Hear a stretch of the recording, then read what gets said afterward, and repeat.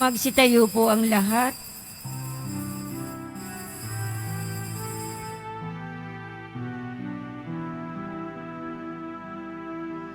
Ako'y kaawaan, o mahal kong Diyos, sang-ayon sa iyong kagandang loob. Mga kasalanan ko'y iyong pawiin, ayon din sa iyong pag-ibig sa akin. Linisin mo sana ang aking karumhan at patawarin mo ang aking kasalanan.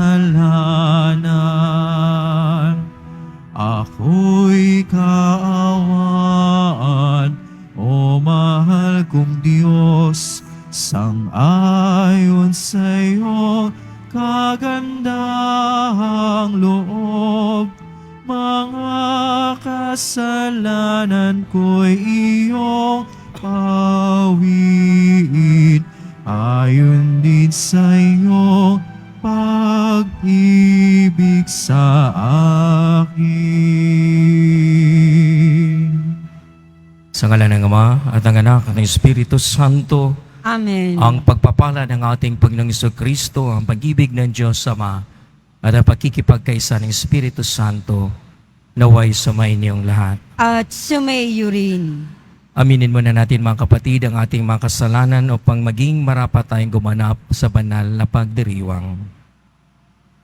Inaamin ko sa makapangyarihang Diyos at sa inyo mga kapatid, na lubha akong nagkasala sa isip, sa salita at sa gawa at sa aking pagkukulang. Kaya isinasamo ko sa mahal na Birheng Maria, sa lahat ng mga anghel at mga banal, at sa inyo mga kapatid, na ako'y panalangin sa Panginoong ating Diyos.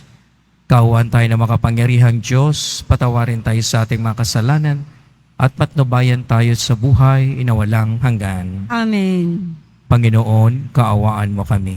Panginoon, kaawaan mo kami. Kristo, kaawaan mo kami. Kristo, kaawaan mo kami. Panginoon, kaawaan mo kami. Panginoon, kaawaan mo kami. Manalangin tayo.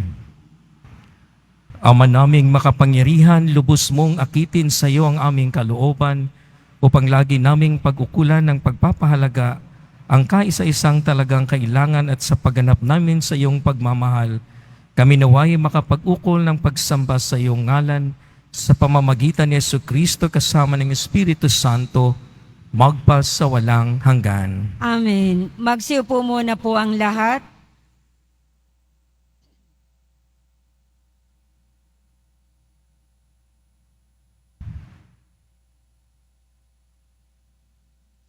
Pagbasa mula sa aklat ng Deuteronomio. Sinabi ni Moises sa mga tao, "Ngayon ay ibinigay nga sa inyo ng Panginoon ang mga tuntuning ito. Sundin ninyo ito ng buong puso't kaluluwa. Ipinahayag ninyo ngayon na ang Panginoon ang inyong Diyos. Lalakad kayo ayon sa kanyang daan. Susundin ang kanyang mga tuntunin at didinggin ang kanyang tinig. Ipinahayag naman niya sa inyo na kayo ay kanyang bayan, tulad ng kanyang pangako, at dapat ninyong sundin ang kanyang mga tuntunin. Palalakihin niya kayo higit sa ibang bansa upang maging kapurihan niya, karangalan at kadakilaan. At tulad ng sabi niya, kayo ay isang bansa na nakatalaga sa Kanya." Ang salita ng Diyos. Salamat sa Diyos. Mapalad ang sumusunod sa utos ng poong Diyos. Mapalad ang sumusunod sa utos ng poong Diyos. Mapalad ang mga taong malinis ang pamumuhay ayon sa utos ng poon ang gawain araw-araw. Mapalad ang sumusunod sa kanyang kautusan. Buong puso ang pagsunod sa utos na ibinigay. Mapalad ang sumusunod sa utos ng poong Diyos. Ibinigay mo sa amin iyong mga utos upang aming talimahin at sundin ng buong lugod. Gayon ako umaasang magiging tapat. Susundin ang iyong utos, susundin ng buong ingat. Mapalad ang sumusunod sa utos ng poong Diyos. Ang matuwid mong tuntunin habang aking tinatarok. Buong pusong magpupuri, pupurihin kitang lubos. Ang lahat ng iyong utos ay sisikapin kong sundin. Huwag mo akong iiwanan, huwag mo akong lilisanin. Mapalad ang sumusunod sa utos ng poong Diyos. Magsitayo po ang lahat.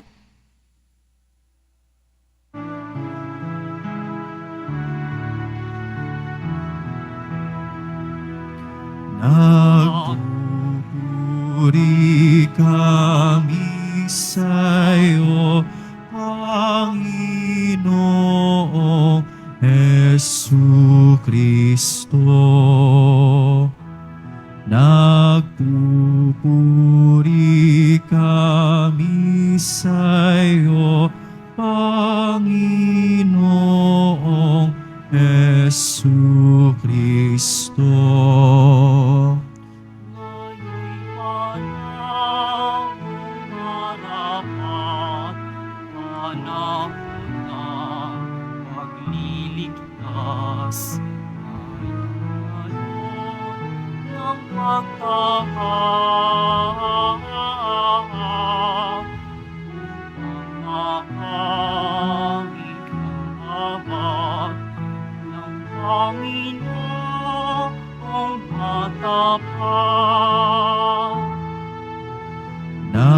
Nagpupuri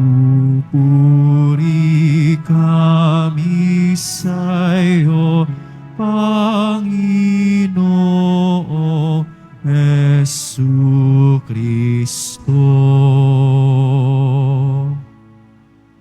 Sumainyo ang Panginoon. At sumaiyo rin. Ang mabuting balita ng Panginoon ayon kay San Mateo. Papuri sa iyo, Panginoon. Noong panahong iyon, sinabi ni Jesus sa kanyang mga alagad, narinig na ninyong sinabi, ibigin mo ang iyong kaibigan at kaputan mo ang iyong kaaway. Ngunit ito naman ang sabi ko, ibigin ninyo ang inyong mga kaaway at idalangin ninyo ang umuusig sa inyo upang kayo'y maging tunay na anak ng inyong amang nasa langit.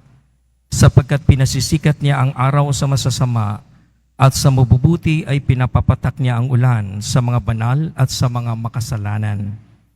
Kung ang mga umibig sa inyo ang siya lamang ninyong iibigin, ano pang gantimpala ang inyong hihintayin? Hindi ba't ginagawa rin ito ng mga publikano? At kung binabati lamang ninyo ang inyong mga kapatid, anong magagawa ninyong higit kaysa iba? Ginagawa rin iyon ng mga hintil. Kaya dapat kayong maging ganap, gaya ng inyong amang nasa langit. Ang mabuting balita ng Panginoon. Pinupuri ka namin, Panginoong Heso Kristo. Magsiupo po ang lahat. Pag maalala po natin ang ebanghelyong ito, may tatanong na naman siguro natin ng maigi at malimit sa ating sarili. Ito na naman, imposible, mahirap. O di kaya naman siguro, ano na naman kayong sabihin ni Father? At madali lang sabihin ang pag-ibig sa kaaway, pero mahirap gawin. Ang mga tanong sa ating sarili na tila bagang nagsasabi sa ating, ito na ako, ang hirap, wala akong magagawa. Most of the time, we are being content na malilimitahan yung ating pagkatao. Kundi ba natin napapansin? Madalas nating alibay, tao lang ako. And the next, nakaisipan, makakagawa ako ng kasalanan. At kung kaya po karamihan sa atin nananatili sa ganong kaisipan ang pagkatao, next, gagawa ng pagkakasala. Sisters and brothers, nakakalimutan po natin na tayo'y pinanggalingan, merong patutunguhan. Kung kaya the basic question that we ask for ourselves, sino ako? Saan ako galing? At saan ako tutungo? Otherwise, lahat ng ating ginagawa ay diversionary tactic na hindi natin nakukompronta ang ating pagkatao, ang ating pinanggalingan, ang ating patutunguhan. First of all, okay, sasabihin na natin in the creation narrative, tayo mula sa alabok at babalik sa alabok. Ito yung ating pagkatao. But remember, we were also breathed. Hiningahan tayo ng Diyos. Hiningahan tayo ng Kanyang Espiritu kung kaya't nagkaroon ng buhay. At ang buhay na ito galing sa Kanya. Kaya po, meron tayong pinanggalingan ng Kanyang pagka-Diyos. There is a divinity in us that we shared from God who created us. So, ibig sabihin, bilang isang tao, makalalagpasan at makakalagpas pa tayo kumpara sa ibang nilikha ng Diyos. The capacity to go beyond what we think of ourselves. Yun po yung ating paglalakbay ng atin mismong spiritual na buhay. Bakit tayo narito? Ay nagkakasala lang din naman tayo pagdating ng araw. There is always been the possibility in us to get back to what God has shared to us in His divinity. At nakakalimutan natin to. Kaya maging sa mga salita ng ating Panginoon Kristo, sinasabi niya, kung sinasabi na ibigin mo ang iyong kaaway, sinasabi ko naman, ibig sabihin, nangingibabaw ang kanya mismong salita, hindi lamang nagkaugnay sa salita ng taong nagpapaalala sa kanila, kundi siya na mismo bilang isang Diyos. Para po bang sinasabi, kung sinasabi ni Moses na ibigin mo ang iyong kaibigan at kaaputan mo ang iyong kaaway, ito naman ang sinasabi ko bilang Diyos. Ibigin mo ang iyong kaaway. Mga kapatid, we have to understand ang kahulugan ng pag-ibig kasi marami po ang pagpapakahulugan nito at kaiba sa pagpapakahulugan ng ating Panginoon si Kristo. Marami po sa atin, pag-ibig ay nadudugtong kaagad natin sa ating damdamin, sa ating puso, feelings, romantic. Pag hindi na romantic ang dating, parang hindi na ako iniibig. Pag hindi na nararamdaman, hindi na ako iniibig. Ang pag-iisip po na tinutukoy ng ating Panginoon Kristo sa pagmamahal ay it is not just feeling, but it's actually whole of our being, our mind, our hearts, our feelings, and the whole of our body. That there is embodiment of it. Ibig sabihin, merong gawa. Nung sinasabi niyang, ibigin mo ang iyong kaaway, ibig sabihin, you have to will it. Gawin mo ito sa makatuwid, utos niya ito. Hindi lamang damdamin, kundi isama mo ang iyong pag-iisip, isama mo ang iyong pagkatao. You have to do it. Dito tayo natatrap dahil ito yung hamon sa atin ng ating Panginoon si Kristo na ating sinusundan. But many times, tayo lumalayo. Pag lumalayo din tayo dito, ibig sabihin, nilalayo din natin ang Ebanghelyo. So ang pagmamahal na tinutukoy ng ating Panginoon si Kristo is, you have to will the goodness of the others. Malaking hamon nga.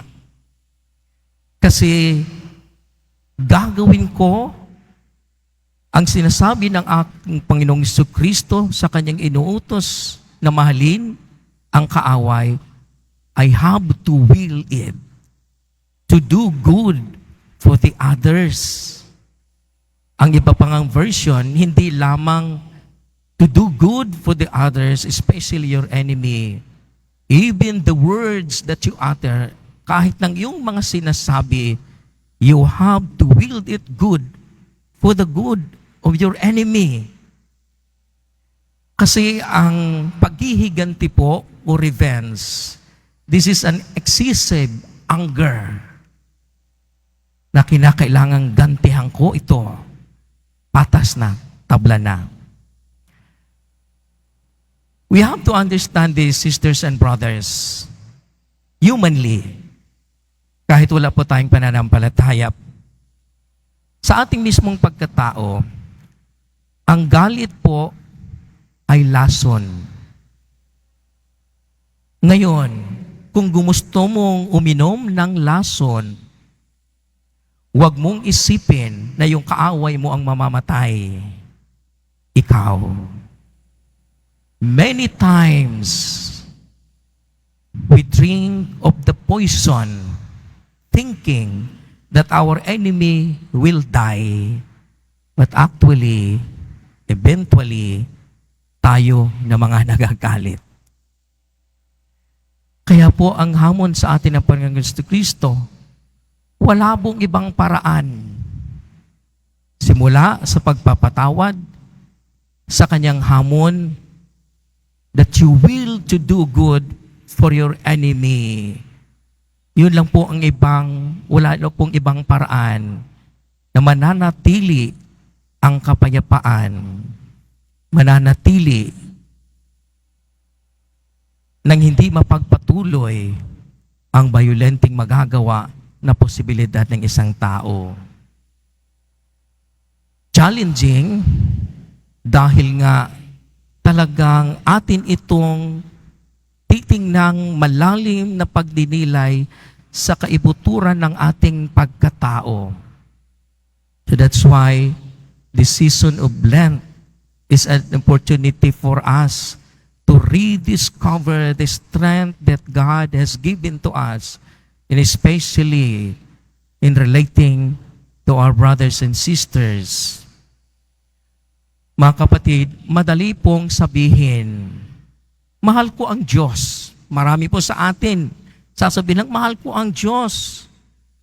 Dali naman talagang magmahal pag hindi mo nakikita at feeling mong malayo ka. Sabihin mong, mahal ko ang Diyos. Pero kapitbahay mo nga, nandyan lang sa'yo, o katabi mo, hindi mo pa mapapatawad o minamahal. How much more sa isang taong madali mo lang, sa isang Diyos na dali mo lang sasabihin, mahal ko siya. Ayan na nga itinabi na sa iyo ng ating Panginoong Diyos na kaaway mo, hindi mo kayang mahalin. So indeed, challenging po. Talagang hinahamon po tayo, hindi lamang sa ating pagkatao, kundi hinahamon pa tayo naging ating pananampalataya at maging tagasunod sa ating Panginoon Kristo. This is what He asked us. This is what He commanded to us as His followers.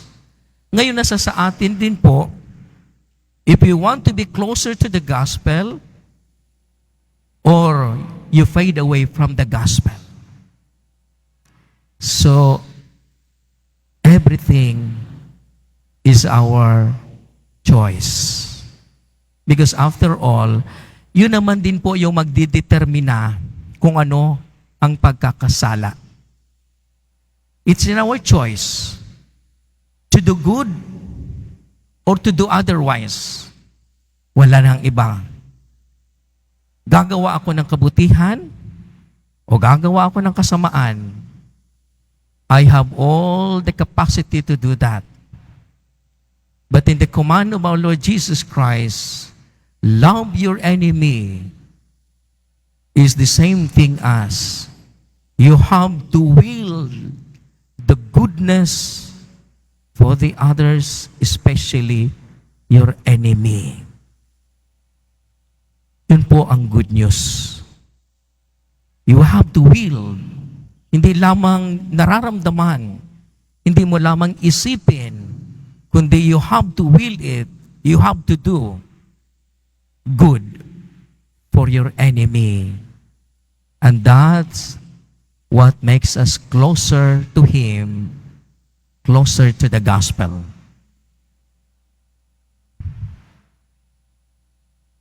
Magsitayo po ang lahat.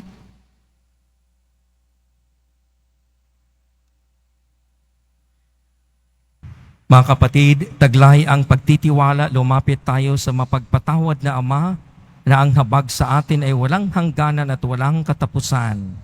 Sa bawat kahilingan ating itutugon, Panginoon, gawin mo kaming ganap sa iyong pag-ibig. Panginoon, gawin mo kaming ganap sa iyong pag-ibig.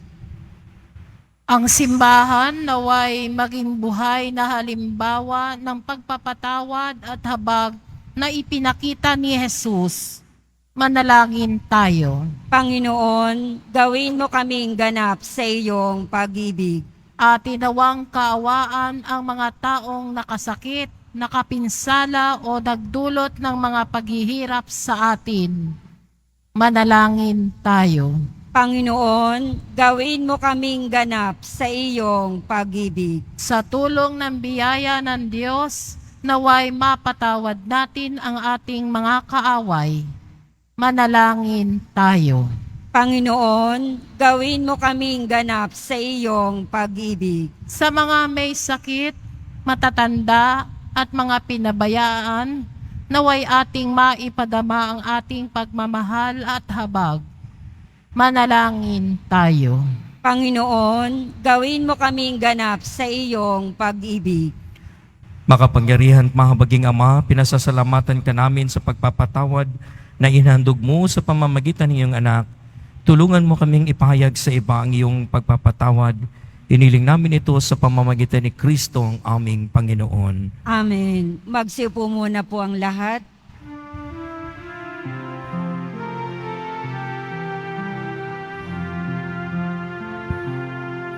Sa iyo, Ama, aming handog ang tinapay at alak na ito, handog ng iyong bayang sumasamo, humingi ng patawad mo sa pagsunod sa utos mo. Nalulugod akong labis, di masukat ang galak ko, pagkat aking iniibig. Sa'yo, Ama, aming handog ang tinapay at alak na ito, handog ng iyong bayang sumasamo, humingi ng patawad mo.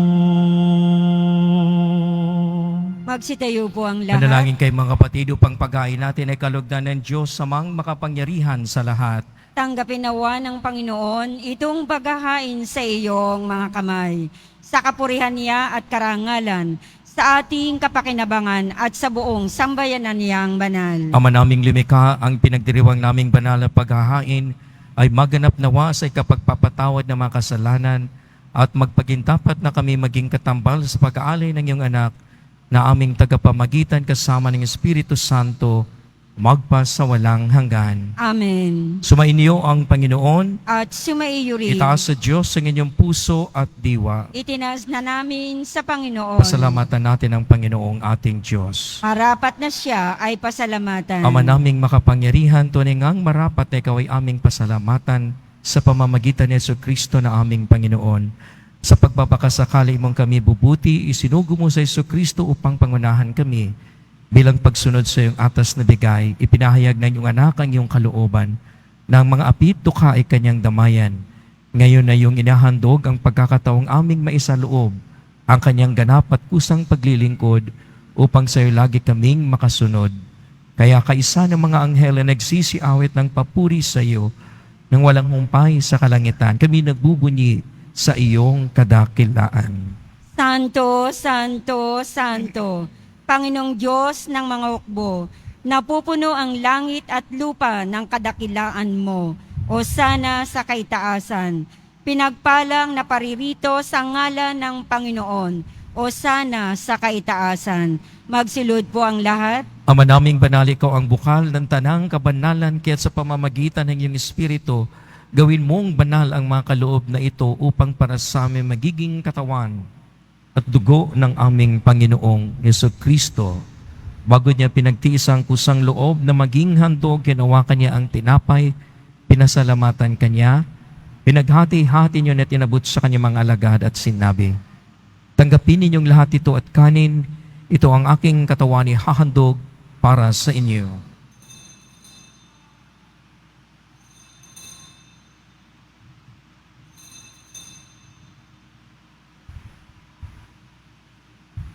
Ganda naman nung matapos ang hapunan, hinawakan niya ang kalis, muli kanyang pinasalamatan.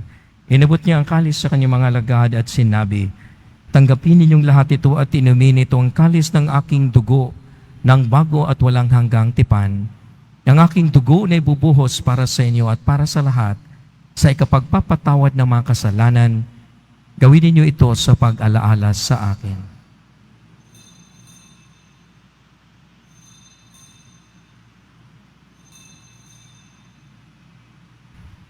Magsitayo po ang lahat. Ipagbunyi natin ang misteryo ng ating pananampalataya. Si Kristo ay namatay, si Kristo ay nabuhay, si Kristo ay babalik sa wakas ng panahon. Ang mga ginagawa namin ngayon ng pag-alaala sa pagkamatay at muling pagkabuhay ng iyong anak, kaya tinaalay namin sa iyo ang tinapay na nagbibigay buhay at ang kalis na nagkakaloob ng kaligtasan. Kami nagpapasalamat dahil kami yung minarapat na tumayo sa harap mo para maglingkod sa iyo. Isinasamo namin kami magkasalo-salo sa katawan at dugo ni Kristo ay mabuklod sa pagkakaisa sa pamamagitan ng Espiritu Santo. Amalingapin mo yung simbahang laganap sa buong daigdig, puspusin mo kami sa pag-ibig, kaisa ni Francisco na aming Papa at ni Jose na aming Obispo at ng Tanang Kaparian. Alalahanin mo rin ang mga kapatid naming nahimlay na may pag-asang sila muling mabubuhay, gayon din ang lahat ng mga pumanaw. Kawaan mo sila at patuloyin sa iyong kaliwanagan. Kawaan mo at pagindapating kaming lahat na makasalo sa iyong buhay na walang wakas.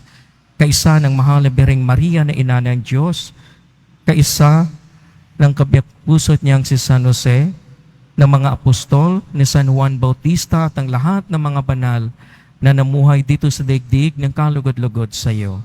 Maipagdiwang nawa namin ang pagpupuri sa ikararangal mo sa pamamagitan ng iyong anak na aming Panginoong Jesucristo.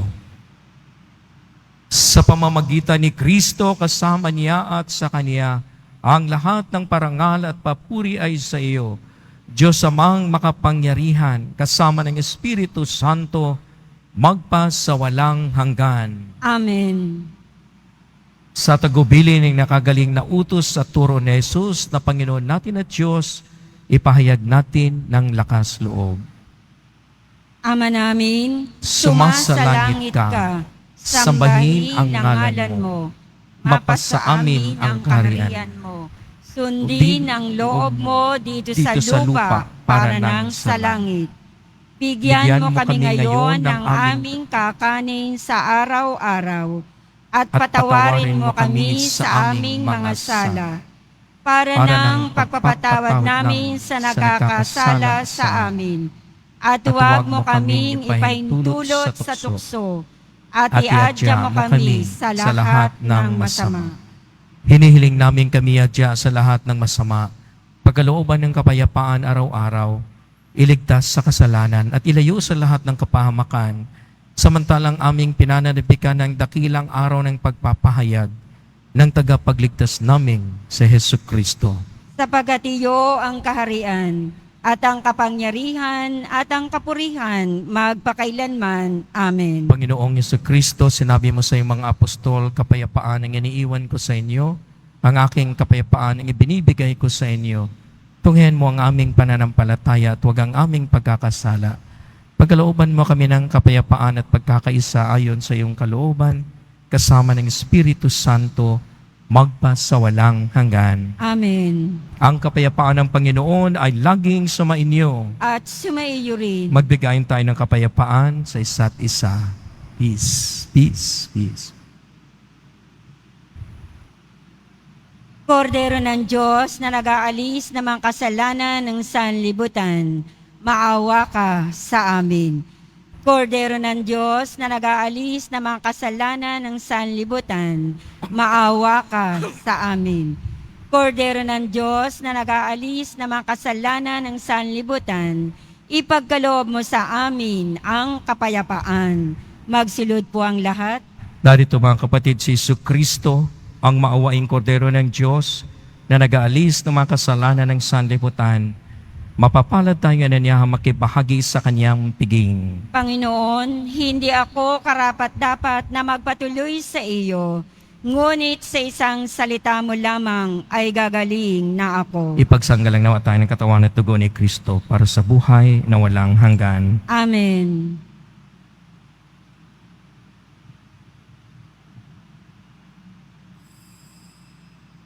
Para sa lahat ng tatanggap ng banal na komunyon, sasagot po tayo ng amen. Pagkasabi ng pari o ng lay minister ng katawan ni Kristo at isubo agad sa bibig. Bago umalis sa harapan ng pari o lay minister, sumunod po tayo. Maraming salamat po.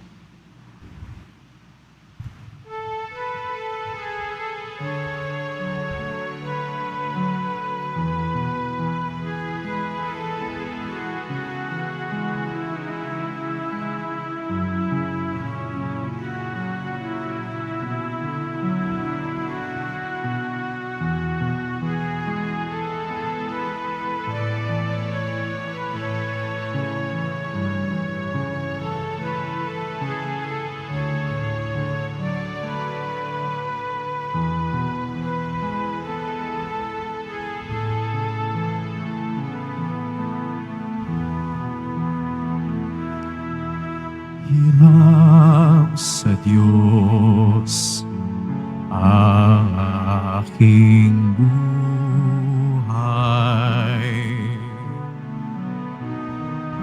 Ikaw at ako'y tanging handog lamang.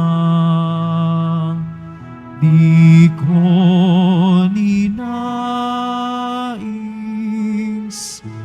na ako'y sinang, ngunit salamat dahil may buhay.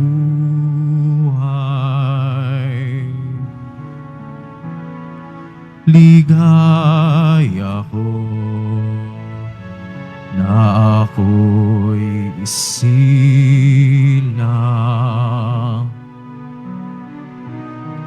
pagkatao ay mayroong dangal. Sinong may pag-ibig, sinong nagmamahal,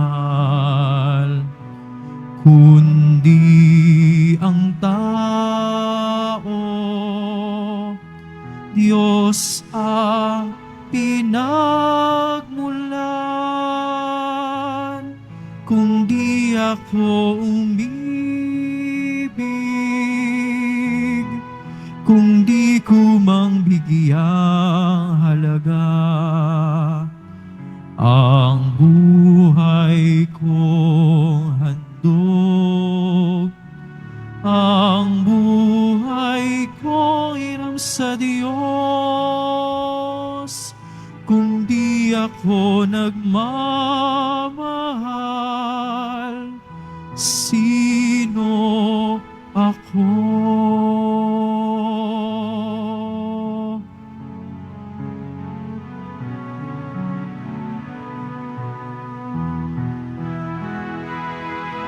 Ligay ako na ako'y isilang,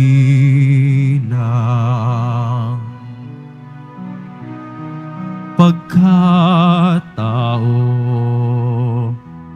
ay mayroong dangal. Sinong may pag-ibig, sinong nagmamahal, kundi ang tao. Diyos ang pinagmulan. Kung di ako umibig, kung di ko mang bigyang halaga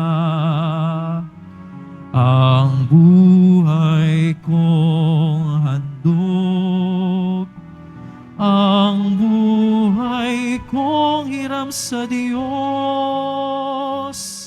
Kung di ako nagmamahal, sino ako?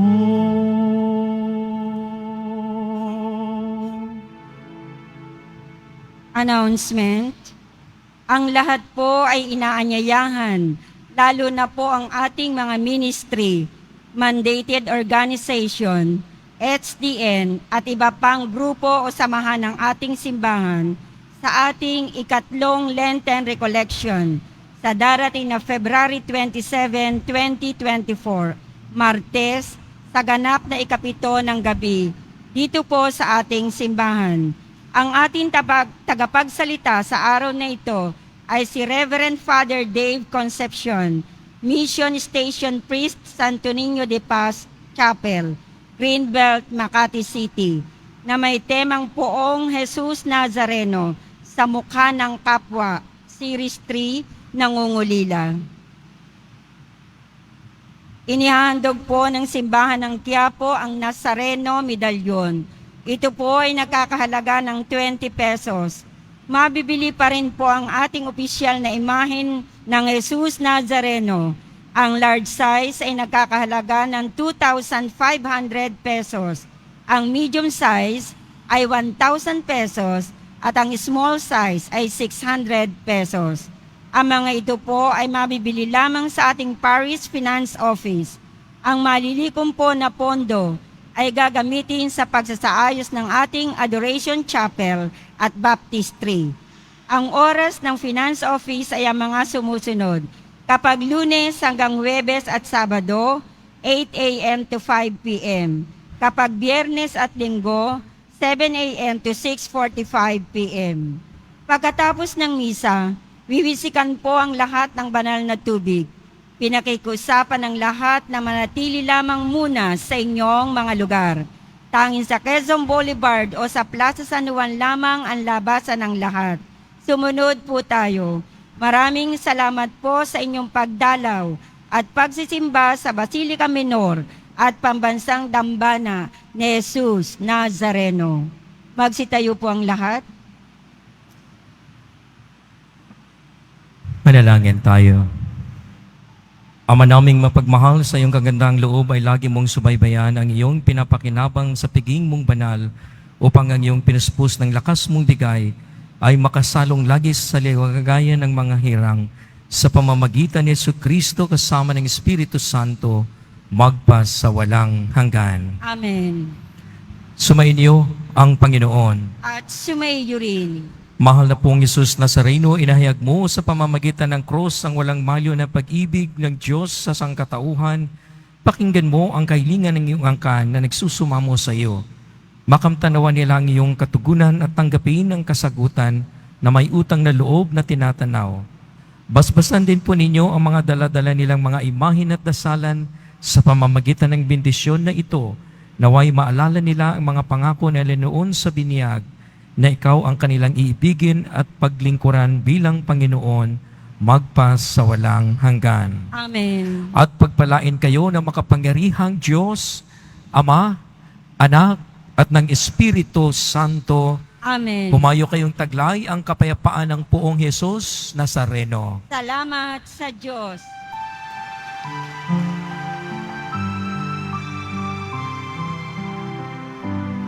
Nuestro Padre Jesus Nazareno, sinasamba ka namin,